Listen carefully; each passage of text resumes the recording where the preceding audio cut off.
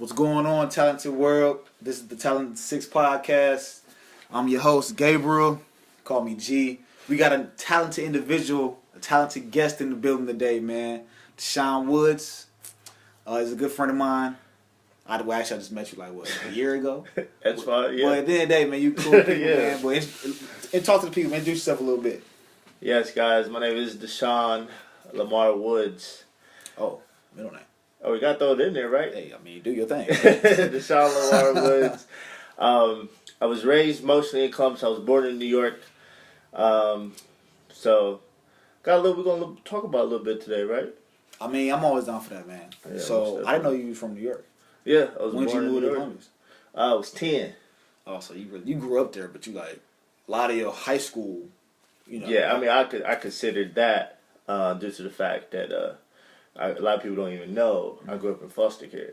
Word? Yeah, a lot of people. Oh man. And I grew up in foster care. Got adopted when I was 12, and then focused and stayed in Columbus after that. So yeah. Word. I did not know that. A lot of people don't. A lot of events has happened this year in my life that made me just like, you gotta live your truth, right? Yeah. So, That's crazy. Yeah. You know what's so funny is me and some of the Talented guys was talking about, if not this year, in the near future, starting a toy drive, man. Mm-hmm. And I was trying to think of ways we can reach out to kids who are in foster care or kids who are in these not group homes. You know the homes that they have group homes. Okay, those. Yeah, that's pretty much and what trying, they you know are, what I'm yeah. saying, like give back to the community and those kids who are, I don't want to say forgotten, but like who feel like there's nobody out there for them. You know, that's definitely something I really want to look into doing, if not this holiday season, but you know, in the months to come, you know, something like that. Because I feel like a lot of times, man, I knew a couple guys growing up that were adopted, and they look at life a lot differently. Right. You know, either they knew who their parents were and something happened in the home, or their parents died, or it's just they grew up and they didn't know their parents, and you know, getting dropped into a whole new situation. No matter how old you are, if you know older than 5, you kind of remember that it leaves some on you. You It know definitely what I mean? does. With me, I guess it was different for me with the fact that I was just really a kid growing up that I guess I was self-motivated. I knew that it wasn't going to be my end all. You know, for me, it was like, okay, what do you do? This is your opportunity. Because I was in those group homes. You know, I was, you know, my mom and dad, you know, they took me in and they said I was just their son right away. So I wasn't in it as long as other kids, but I went through the challenges like that. You know what I'm saying? And what I did was I pretty much just put my head down, no matter, because it's still uncertain. You know, you still, even if you get into a home, you don't know if they're going to say goodbye. You know what I'm saying? Like, you imagine like laying and they call someone mom and dad and they're making a decision like 2 weeks later, you know, we don't like him that much. Or moving or something people do like that that. stuff. They do that. That's crazy. You know, because they have no lineages, but they want you to respect. You want to respect them and stuff like that. But like, hey, you can tell me goodbye. Yeah. You know. I mean, I'm in my first foster home with Jehovah's Witness, and I didn't want to convert because I didn't know what I was doing. Right? You know, they're like, what? I got time for this. What? You no Christmas presents? You telling an 11-year-old that he can't go. You know, he can't go to Johnny's birthday party. Yo, you know, like, they were black Jehovah's Witnesses? Yeah. Okay, because I know some white Jehovah's Witnesses. Oh no! They were black. That's crazy. You can't go to this birthday party. You can't celebrate your birthday party. This, that, third. So the caseworker got me out of there. Then now I got my mom and dad, and you know, and it's been cool. It's been cool ever since. You know what I'm saying? That's crazy. Yeah. Because you don't know where you're gonna go. It's kind of like being drafted. Basically, You like, all right. You hoping, you like, heard about them, or them Asian parents is cool. I heard about them, but you like, man, I want to go over there. So they pick you up. You like, you want to Philly. You try to LA. You want to Philly. You like, man, I don't like it over here, dog. Right, and look, they just make that decision. That's why I go saying. That's why I know for a fact that I'm blessed in some way because I actually got a stability. You know, it's still rocky. You know, it's still uncertain and stuff like that. You know, but you know, saying foundation was family was there.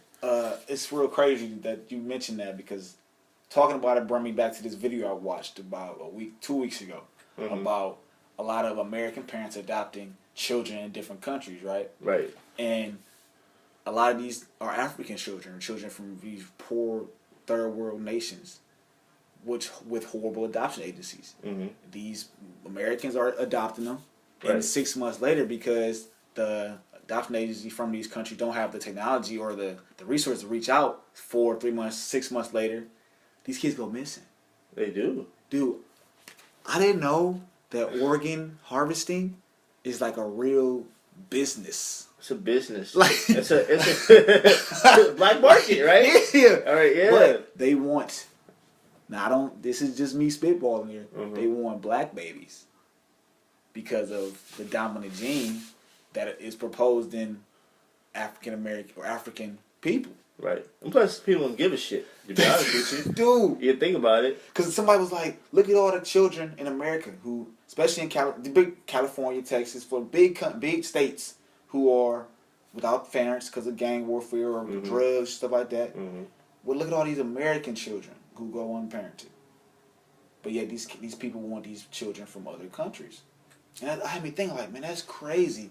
That, and they had this one other lady, she's a white lady, she adopted with like a 20-year span, like 100 kids. Right. She get that check. But she was out of the 100. It was like a couple of them that they don't know where they are. They don't. I mean, you gotta think about. You gotta think about the fact that they're like even.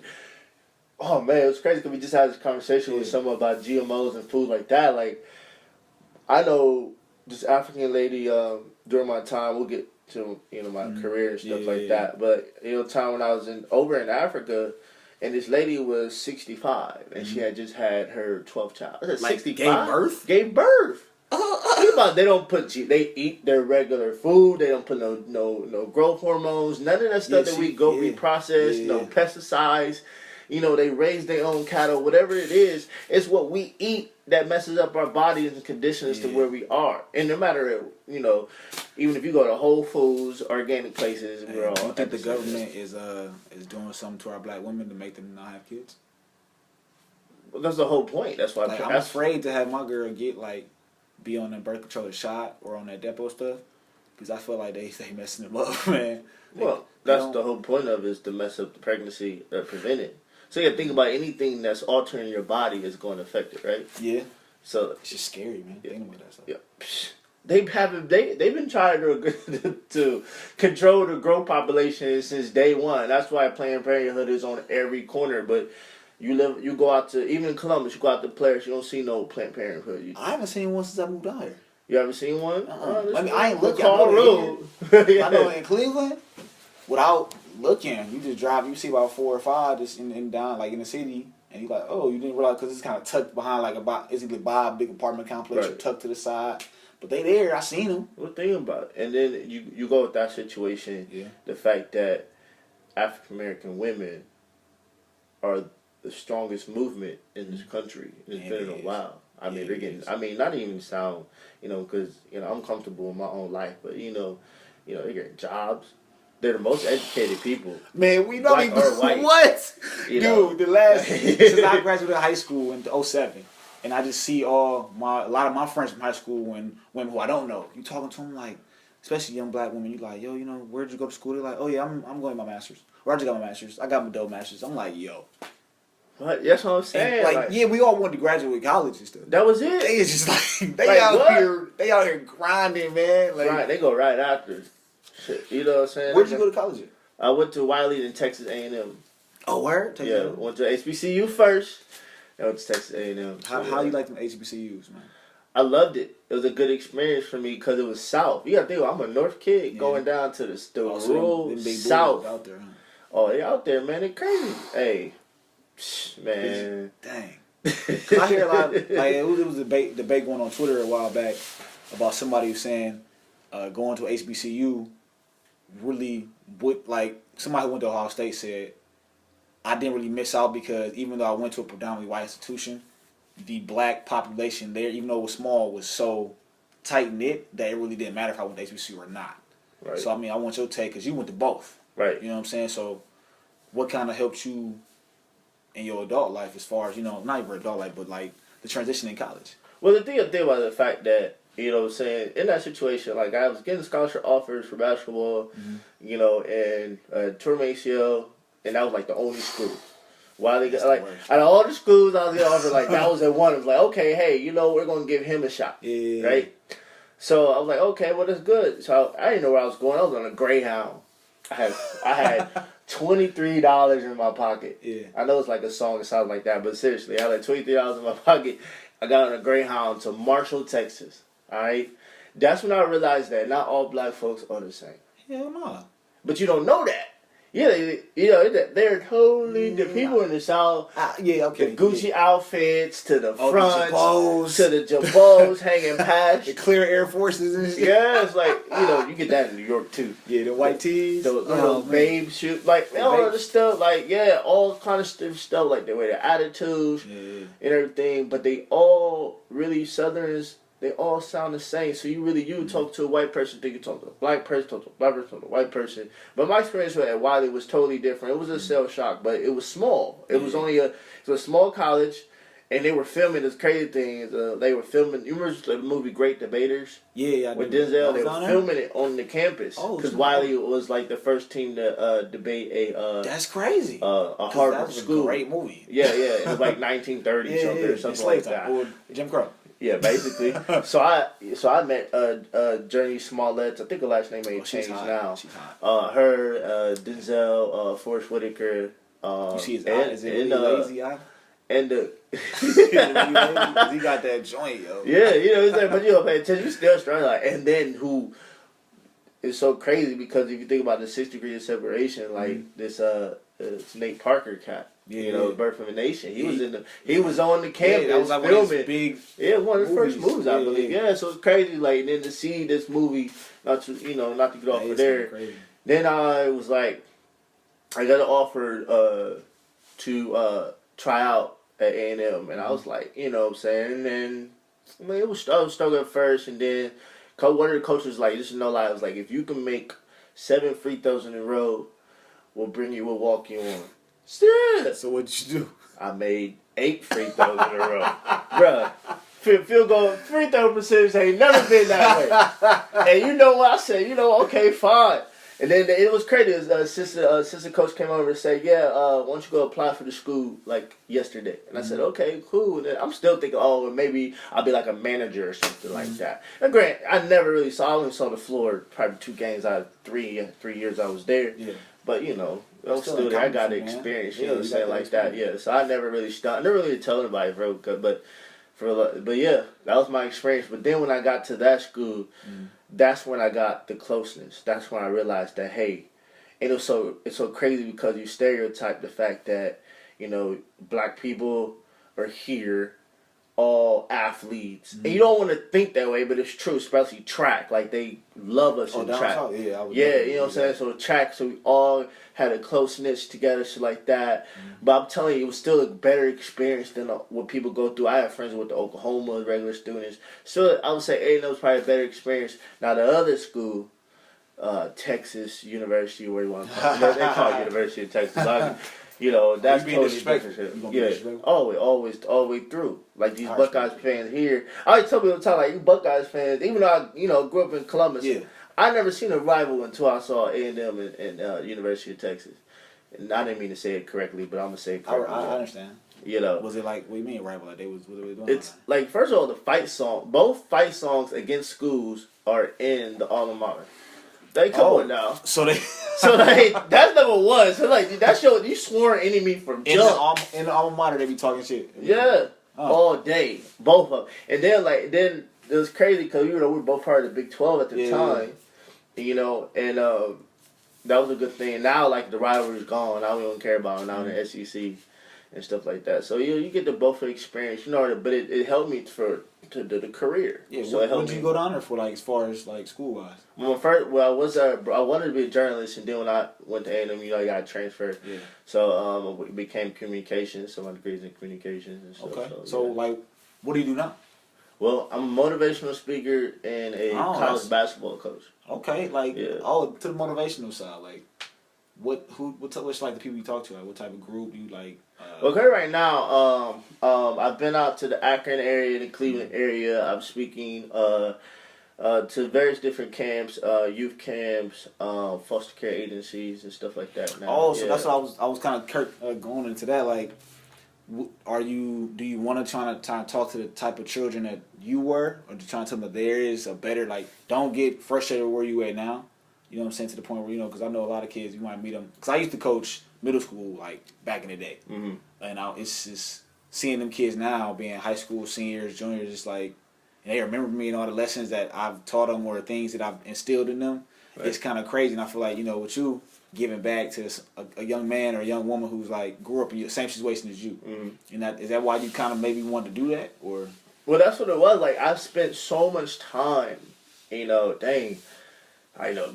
I spent so much time growing up in corporate. Like, oh God, I got my dream job. Yeah. I started working for the Timberwolves, and I started working for Delta. Mm-hmm. By the age of 25, I had been in 21 countries. We talking about a kid that used to eat, drink sugar water and quarter water. That was a treat. And my aunt came home with some quarter water and stuff like that. That was a treat. From there to be, sitting on the beach in Italy. Mm-hmm. Never thought that would happen. Man, it's funny how that shit work out, man. You know what I'm saying? And that's what it's like, the crazy thing. And I was like, living in this corporate world, and I was like, okay. Because even when I have relationships and stuff like that. I had an ex-fiance, stuff like that. I have relationships, but living in the corporate world, but, honestly, even when I came back to Columbus full time, I worked for JP Morgan. I think you work for JP Morgan now? Yeah, I worked for JP Morgan. And I kid you not, I was just like, for that year was so stressful because I really felt like I worked really, really hard, but it just wasn't clicking. Like, I felt like I was being useless in the cubicle. Now, literally, that don't seem like it's you. No, it's not. And you see, like, you're like, whoa, like, just kind of like you have like this. Yeah, I was sitting useless in the cubicle. Like, what are you doing? Like, you're just trying to adding up this number. So just wasn't for me, and it felt like my manager told me, and he lived in Tampa, and he told me, he said, "Have you applied for new positions?" I said, "Why?" He said, "Because you're not getting mine." He tried to go at your life. I said, "What? I don't want your position. Like, what do you mean?" He's like, "Well, I already know you can only go up from here."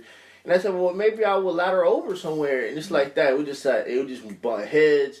Man, I went to therapy. Like, I was that stressed at work that I went to therapy and stuff, thinking about that. A lot of people like that, man. You get these jobs you think that are your end all, and it's like a year in, you like, I don't want to do this for the rest of my life. And that's the situation. Like, and it was like to the point I got therapy. All in the process, my 30th birthday came, and I was out in LA. I was out in LA enjoying myself, visiting a couple of friends. Do something big for your 30th birthday. Yeah, exactly. I get the call for my biological aunt. It was it's a coincidence. She was like, Maurice got killed by the police. Who was Maurice? It's my biological brother. Oh, what? Oh, shit. He got killed by the police. Yeah. And this is on your 30th birthday? The day after. Shit. Day after on the 4th. My birthday's on the 3rd. That's crazy. And I was like 4 in the morning there. So I'm like, why would she be calling me 4 in the morning? Obviously, it was 8 here, on the East Coast. And I couldn't even, react. Mm-hmm. You know why? Because everybody that I grew up with knows DeShawn as DeShawn. Just, they don't know my whole life story unless you like my really, really close friend. Yeah, you kind of just... So if I go online talking, F the police or forget the police or why they do this and that, they're going to be like, what? You had a brother? Yeah. Where? Like, what the fuck? They don't really know, right. So it's like, yo, DeShawn, you're not even living your truth, bro. Yeah. Like, you're not even living your truth. Like, you hurting and you can't even publicize. That's so crazy how social media could kill you. You're not even living your truth. Like, people don't even know that you got a brother that's got been murdered by the police. Now, Grant, I think he partially has something, he probably shouldn't have had the gun in his hand and stuff like that. It's underlying things that happen. But, you know what I'm saying? By the end of the day, it's like, okay, you're not, with DeShawn, you already don't. So, literally, I waited about a month, and I just literally, I had my last meeting with my boss. I would start processing, that my time and I forgot to tell you, in October, I went to Million Man March as well in D.C. Oh, I heard about that. I went to that, and it was like, that was slowly, I felt like life was happening, process, okay, hold up, man, you're not. How was that experience? That, it really, man, I'm telling changed you a little bit? Or? That's what I'm saying, people, I can't blame whites or other races all the time about stereotyping, because we also do it as well. Yes, we do. I do. They say, a bunch of black people can't get together. You know, even if we drive down the street, don't get me wrong. If we not in our familiar area, you're not gonna be comfortable pulling up and just leaving your whip. Yeah. You know what I'm saying? It's that same situation. So when they look at Fox News and they see, you know, P. Diddy or whoever, the rapper, that's their idea if they never lived anywhere else. Mm-hmm. You so know what they I'm see saying? you, they're like, you don't act like this. What's the problem? Yeah, so you sound educated. You're not like these guys, the rappers I see. So it's like, yeah, and that's the same situation with that. So you have that. So I get out there and I'm like, oh man, it might be some trouble, man. It was so quiet. C. I'm seeing J. Cole. I'm seeing Petey. I'm seeing I'm seeing all kind of. I'm seeing Angela Davis's daughter, Cardinal West, Dr. Cardinal West. Excuse me, Doctor, but Dr. Cardinal West. I'm seeing all these people just sitting in the crowd with us, just listening to the indigenous people. You know, just listening to the leaders of the Hispanic community. Just listening to Louis Farrakhan, the minister Louis Farrakhan. You know, I'm just and everybody's just like. Oh, like quiet. Son, can you just imagine? Like you can't even. You know, I'm a college basketball coach, and I can't even get my team to be quiet the whole time. Can you imagine? Like almost 1 million people just looking back and just listening, just listening, not saying one word. Could you imagine? And then crazy, we walk off, and peaceful walking. No, I'm telling you. That's how it was in the original March or the original. I watched Selma because I'm not as historically accurate as most. Right. But even in most of the peaceful protests we had, we wasn't being crazy. No, but you think you would think that because that's the media try to show us being crazy. Nah, we just. It depicts you against yourself. Exactly. And your own kind. It's like man. So you have that. So yeah, that was a good experience. You know what I'm saying? It basically helped mold my liking to Brother Polite. Mm-hmm. You can look him up on YouTube and, you know, other people like that. I always tell people, you don't have to convert to people's religion to understand. You got to be for if you're for the truth, it don't matter who's delivering it. Yeah, I was on the last episode, man. I might not want to do what you do, but I still want to understand why you do it so I can understand why. Just... Right. What you do, what you do. Things make sense. I might not have to like you, but we can have a discussion, and I respect you as a human being, and be able to listen to you and say, okay, I see why you like doing that.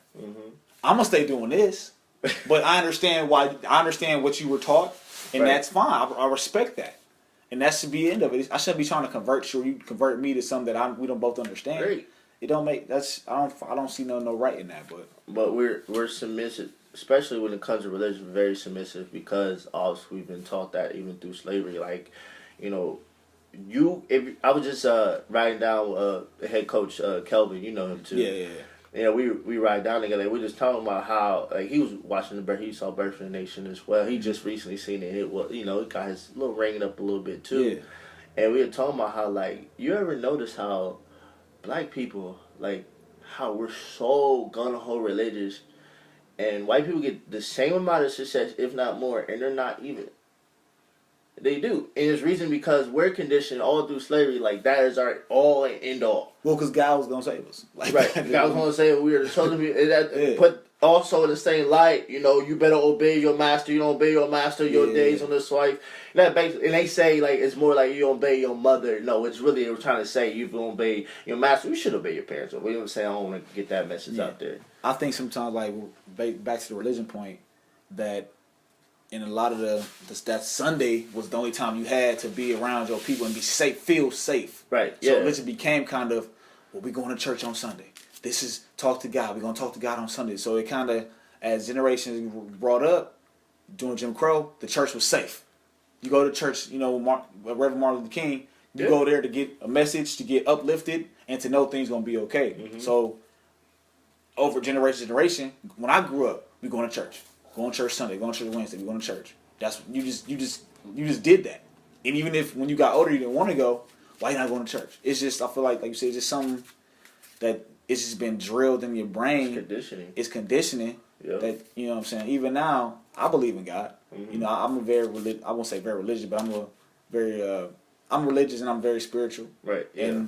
And as I've gotten older, I learned how to learn things on my own.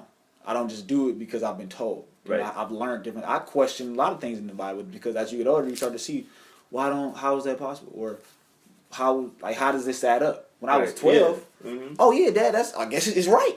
Mm-hmm. Now it's like, hey, I believe it, but I want to understand it. Right. And a lot of times, like you say in the black community, it ain't about understanding. It's about, no, this is what your mom and your dad That's it. did. You can't question. You can't question the word. No one's trying to question. Yeah. We're trying to question. Okay, why? Because at the end of the day, the Bible was written. And anybody. The original words of God that came through these prophets, these disciples, that's one thing. But then the King James Version, which was written by a man, it tells you it's King James Version. Like that was written by a man and re-given out to the masses.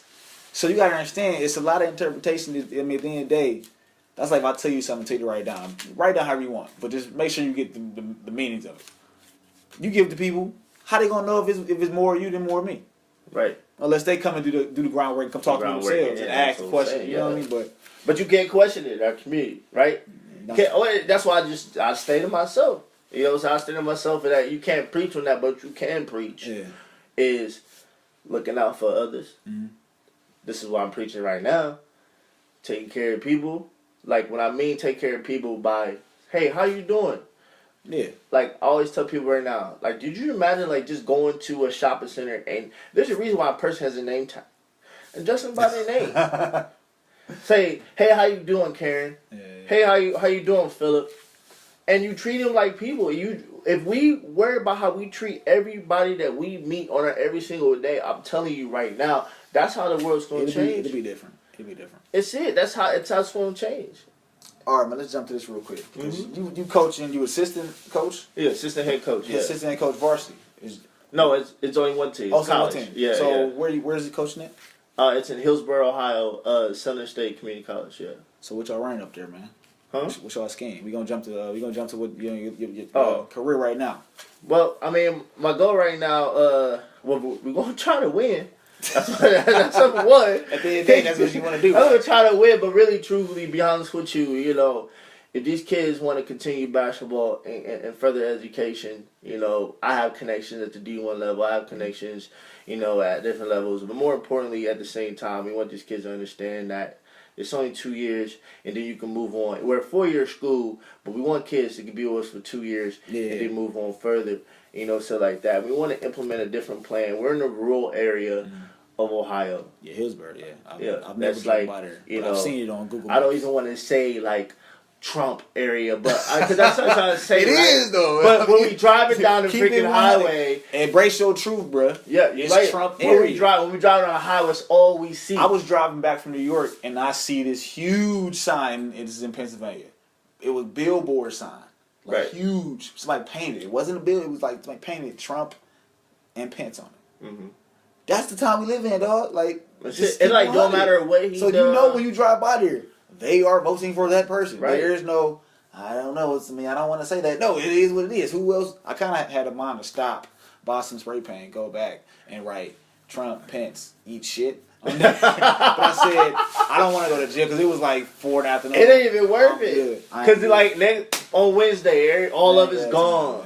But I got practice from it. You know, I was you know, after me and my fiance broke up in 2011. You didn't live the life, man. Yeah, bro. I'll tell you, a long 30 years, bro.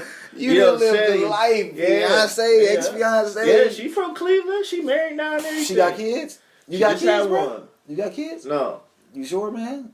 Maybe it might be out come on, don't be out here playing a game like that, man. Because you help lead a young man. Yeah. So they look at you. Even though you think they don't.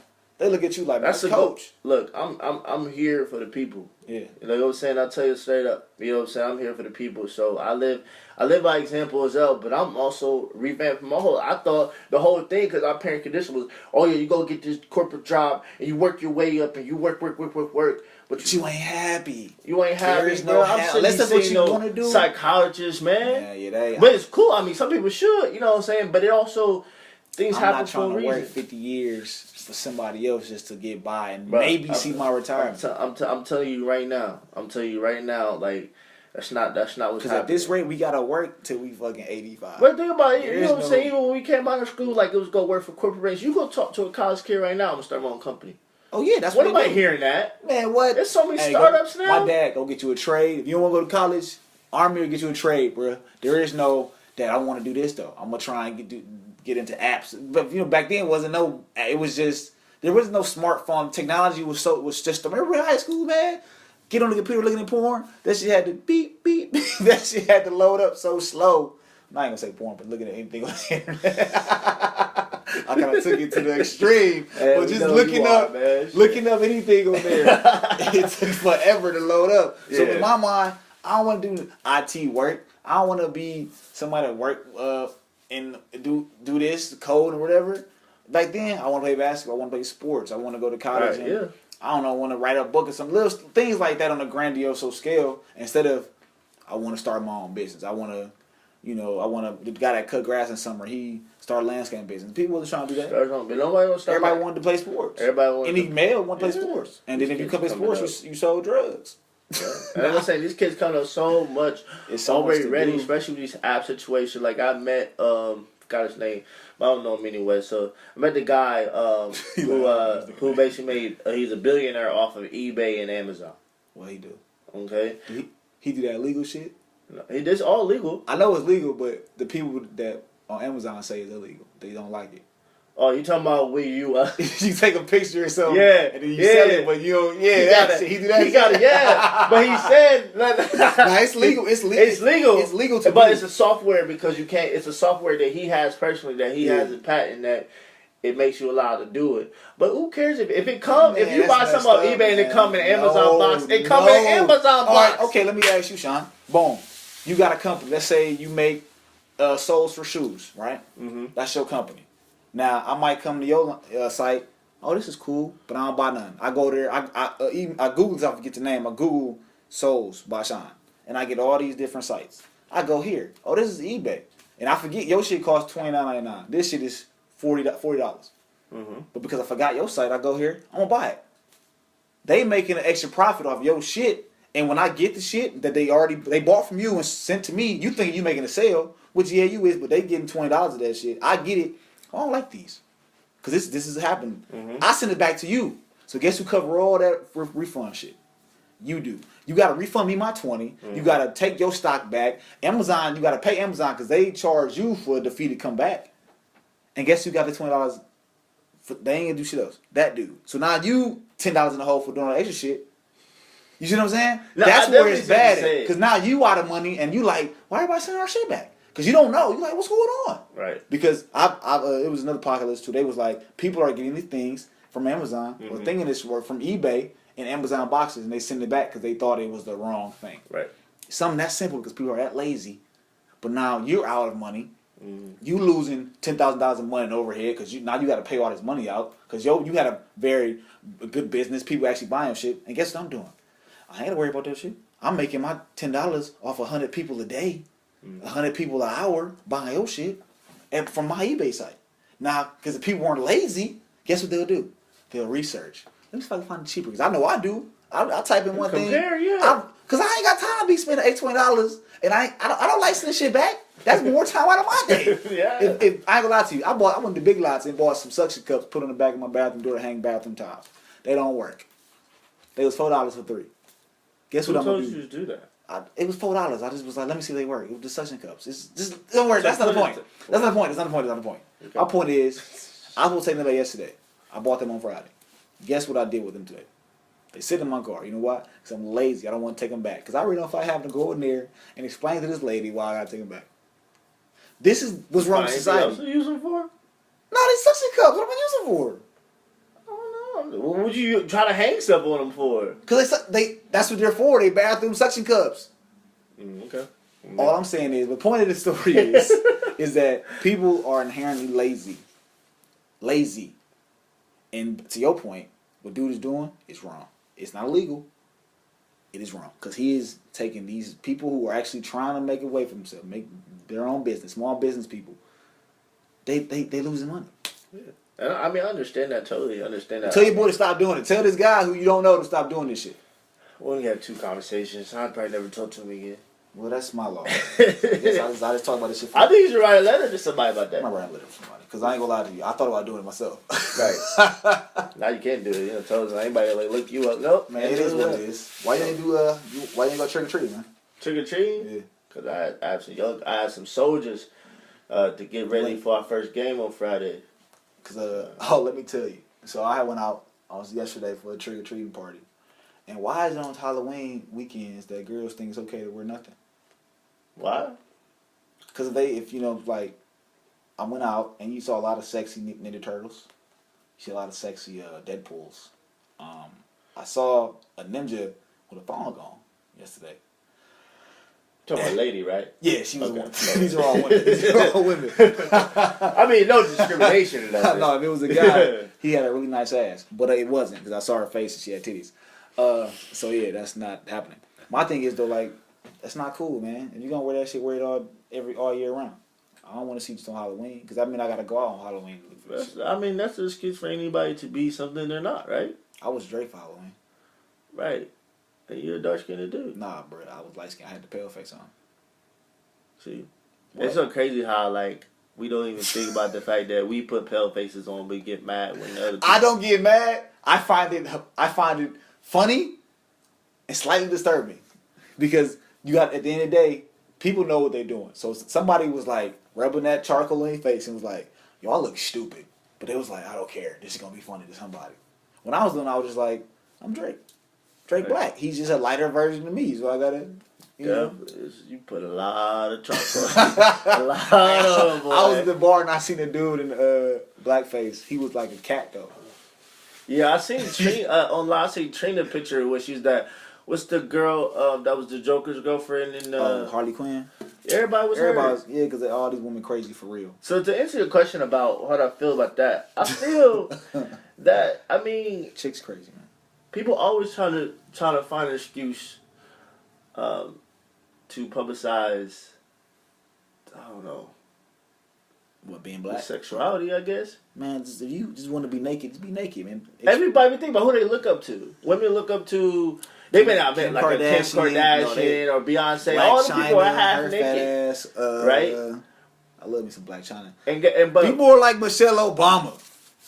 And all that I didn't see that at all. What? You ain't see what? I didn't see people act as Michelle. I seen Michelle's ass out there though. Oh man, you talking about the lady? First lady? No disrespect. It's never no disrespect.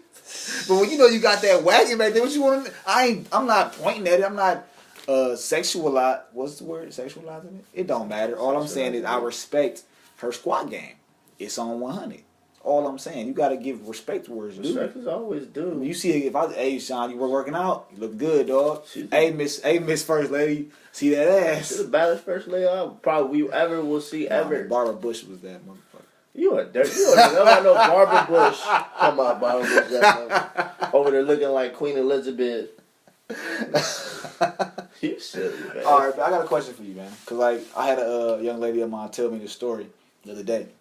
So she was out with her friends, and she was like, "Gabe, why my best friend, this dude she messing with, getting so mad at her for taking pics with a guy?"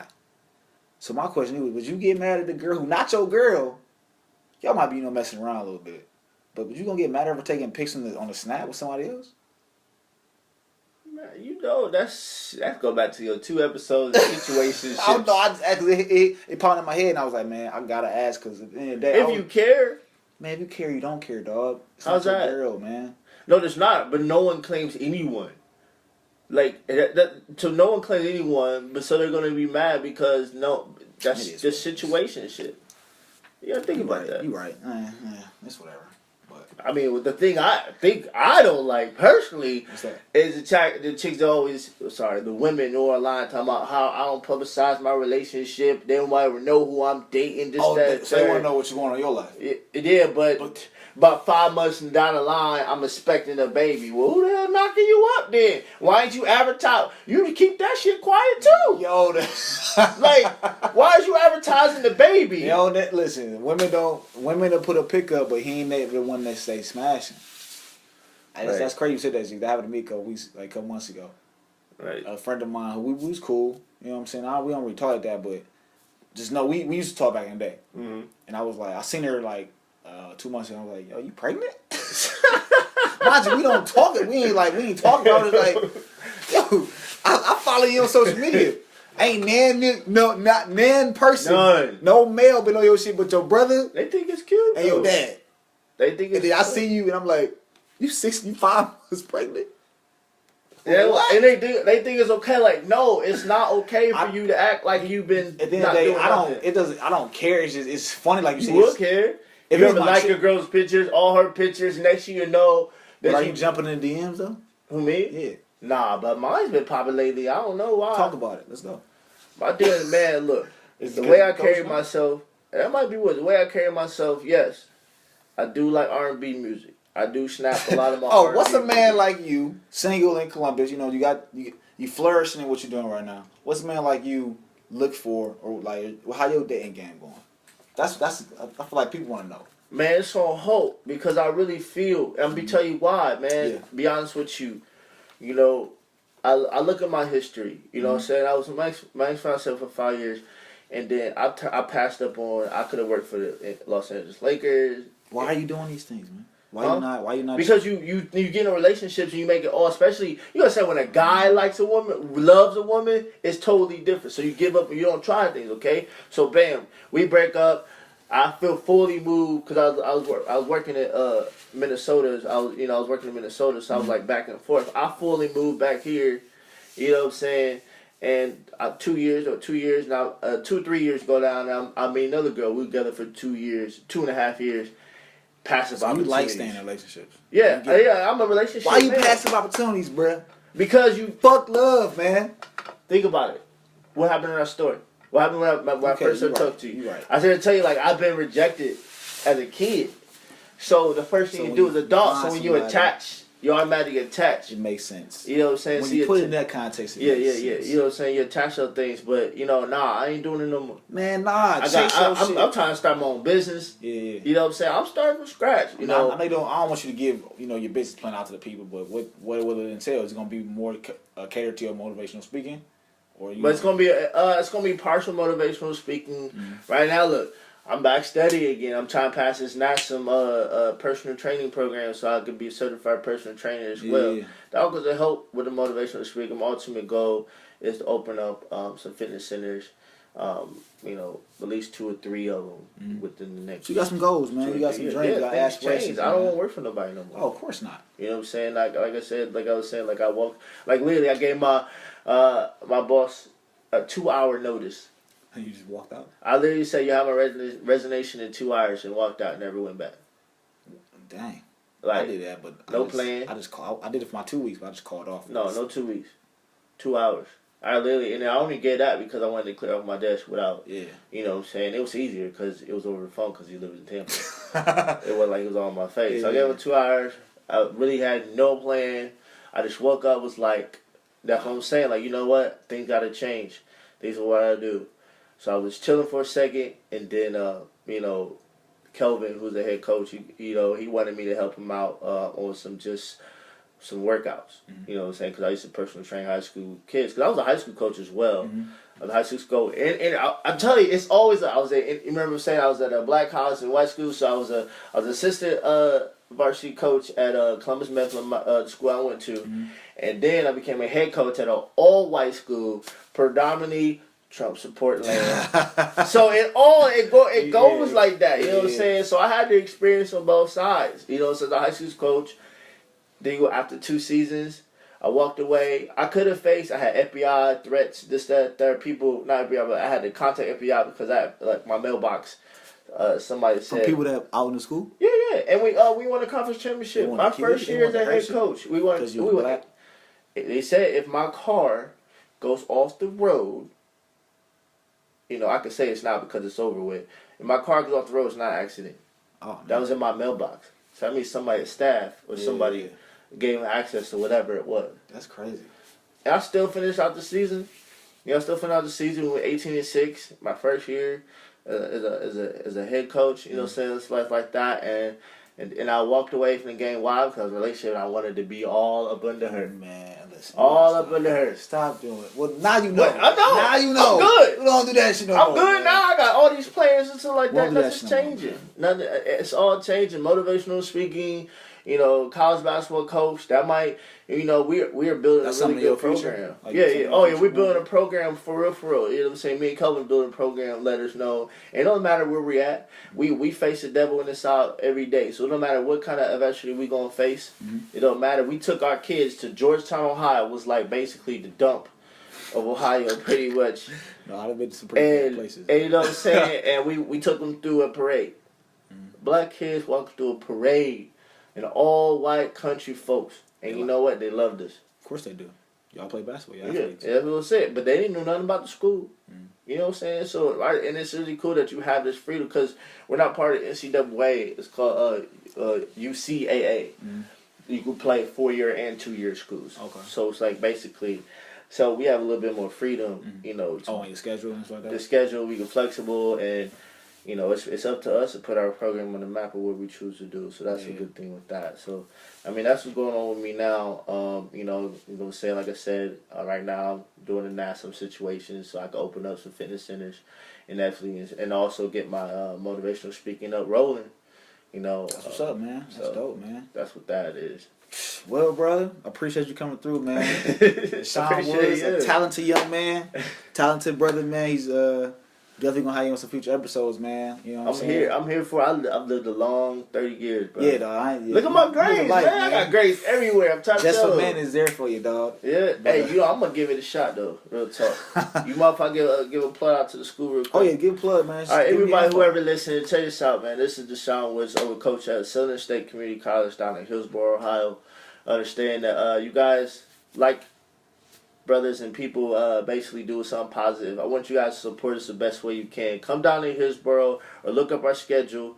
You can contact me, dwoods5 at sscc.education. That's Southern State Community College Education. If you need scheduling information, and all our home games are free. You're not going to go to college. You ain't got to pay for nothing. All our home games are free, but we are going across Ohio. Our first game is at November 4th at Wright Pat. Our first home we play in Cincinnati on the 9th, and our first home game is November 11th. Support us if you need any information. Gabe, I appreciate you bringing me on, man. Of course, man. And y'all hear that? Y'all got to come to the home game. They're free. If y'all can't make it to the home game, try and get it support your peoples. Support them, man. We got young African American males doing big things for other African American men and other people in the community, man. So you got to support that. Make that change. Listen, please. Everyone, if you don't hear this whole podcast, and whatever it is, and if you don't get nothing out of it, you feel like we're everywhere, make that change that you were scared to make. I'm telling you, it will all work out. I wake up happy every day. You doing what you want to do, man. I was making, I ain't gonna say good, I was making great money, and I walked away from it because I was unhappy. I did not want to be on the ledge somewhere, jumping off the building, people wondering why. You gotta live your truth. Always live your truth.